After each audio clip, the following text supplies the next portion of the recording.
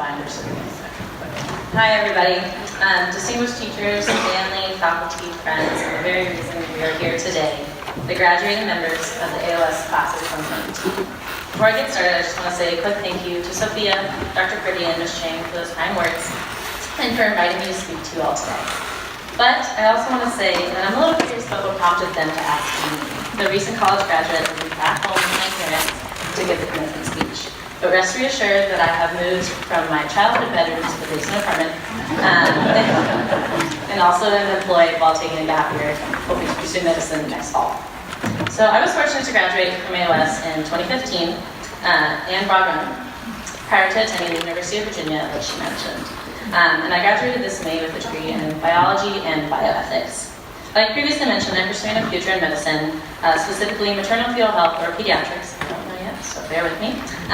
But I'm also one of the last standing graduates from the AOS still pursuing a career in science. I am so sorry to all your teachers. But that being said, I really would like to take a moment to recognize the wonderful things that my fellow members of the AOS class of 2015 are accomplishing at rotating schools such as the University of Chicago, Emory, Stanford, Harvard, Virginia Tech, and of course, the best of all, UVA. They are working at JP Morgan, Capital One, Northrop Grumman, Booz Allen and Hamilton, Booz Allen and Amazon, serving as a speechwriter in DC. I'm not sure where his help can help me, so bear with me. Getting a master's in bioterrorism from Georgetown, pursuing a doctorate in physical therapy, and much, much more. So writing the speech, I had a difficult time deciding how I wanted to portray my life advice, my words of wisdom, ideas about success, etc., while preventing any of you from falling asleep or deciding that you had to leave because you had to use the bathroom just at this moment. So I finally came to the conclusion that I was going to provide you with 11 simple tips for life intertwined with happiness and success. I know it's not for prime member, but I hate multiples of 5, so you've got 11 instead of 10, so there, let's go. Number 1, be prepared to fail and learn from that failure. So 3 weeks into my my first year of college, I received back my first test grade. It was horrible. So horrible at the time, I found myself crying on the steps outside of my dorm room while in front of my parents. Looking back now, I realized the B- might not have been so bad. It was not the end of the world for my dramatic self, but coming from high school where it's easy to earn A's, it was a big change, and I was devastated. It was that moment that I realized failure was relative and an inevitable aspect of life. So failure itself is a type of freedom. It gives you room to expand, and it also serves as a companion of success. So, number 2, make fun of yourself. I learned this lesson early in life, as I always found myself in moments of humiliation and embarrassment, and it has not ended yet. So, however, it was reiterated during my freshman year of AOS. This story starts with Mr. Reigel, a dedicated teacher of short stature, who was demonstrating the infamous monkey versus hunter experiment that all of you know what I'm talking about. So one of my peers had shot the gun, the ball or whatever you want to call it, toward the monkey, and instead of landing appropriately, it landed right in the zipper of Mr. Reigel's pants. Right in the zipper. He had no idea for a few minutes until that awkward giggling set him off that something was wrong. So we pointed at him and stood laughing for a few minutes, and he stood laughing at himself, which was a big representation of his character. And it actually complimented the aim of the student, which I thought was hilarious. So don't sweat the small stuff, because in the end, it's all small stuff. Number 3, trust in something. Whether you trust in your gut, your destiny, your dreams, or a national championship winning basketball team, go Bruins. Place your faith wholeheartedly and believe with confidence, as you'll accomplish some amazing things with just an ounce of courage. Number 4, realize you're not special. So, this one sounds strange for a commencement speech, I totally understand, but stick with me. So, even if you're 1 in a million on a planet of 7.5 billion people, it means there are over 7,000 people just like you. It's scary.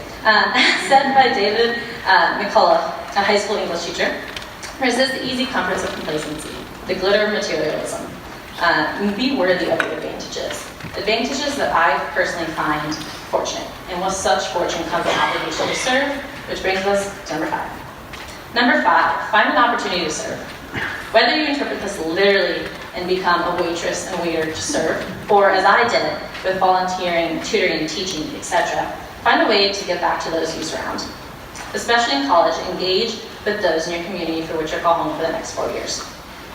Learn to give and you'll receive in leaps and bounds.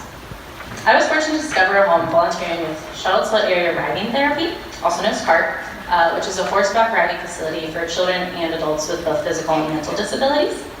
This program provided me with a greater understanding and appreciation of the community outside of my bubble at UVA, and challenged me to continue finding new ways to serve both beyond UVA and for the rest of my life. Number 6, judge yourself by the happiness of those around you.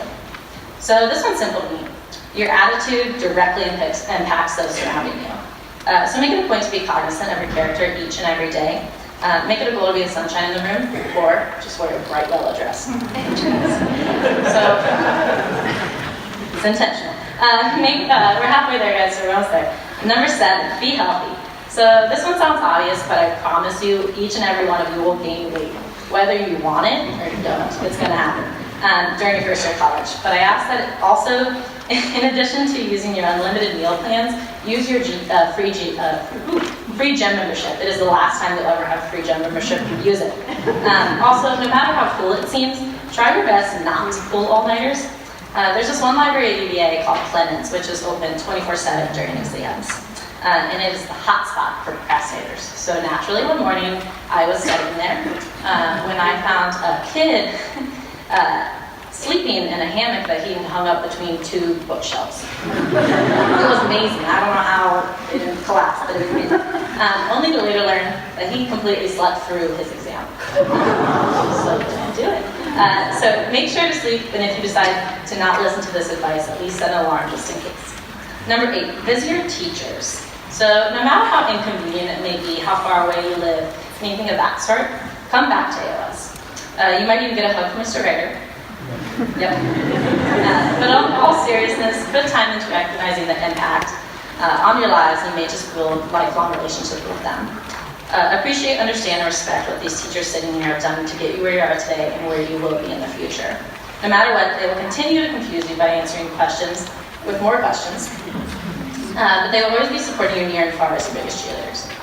Number 9, be a teacher yourself. I'm not asking you to become a teacher, but if that's your goal, I applaud you and thank you sincerely. Teachers are some of the most admirable, important, and necessary people in our lives. I'm simply asking you to teach. In any capacity you may have to teach. Share your ideas like wildfire and never take the education you received for granted. Teach, teach, and please teach. Number 10, don't rush. Take a gap year. Take 2. Take 10. As we all know, life happens when you're busy making plans. Respect yourself and have pride in all your endeavors, as you are your biggest critic forever and always. Recognize that life is not a race, and since things will happen at their own pace, whether you're ready or not, life is always going to be full of families. Lastly, number 11, call your parents. It's as simple as that. Call your parents when you're angry, when you're happy, when you're sad, when you're stressed. In any capacity, call your parents. You will always be busy for the remainder of your life, but take a moment to recognize that they are missing you and always, always, always will answer a ringing phone. They have been your biggest supporters and will continue to be throughout your life. Show them the respect they've always shown you. Congratulations, class of 2019. Always look to your peers and your teachers from AOS, present, past, and future, for guidance, and be humbled by the wonderful family that this school has given you. AOS became my family, is still my family, and forever will be my family. I am extremely fortunate that my close group of friends from AOS still see each other every year. Whether it's spending the past 8 New Year's Eves together, or spending the weekend at a lake house, which we're doing in quite a few days, we continue to be in each other's lives, always making them fuller and brighter. I urge you to stay connected with your friends, your parents, your teachers, and don't forget to be proud of both your successes and your failures throughout your life. I cannot wait to see where it takes you. Thank you.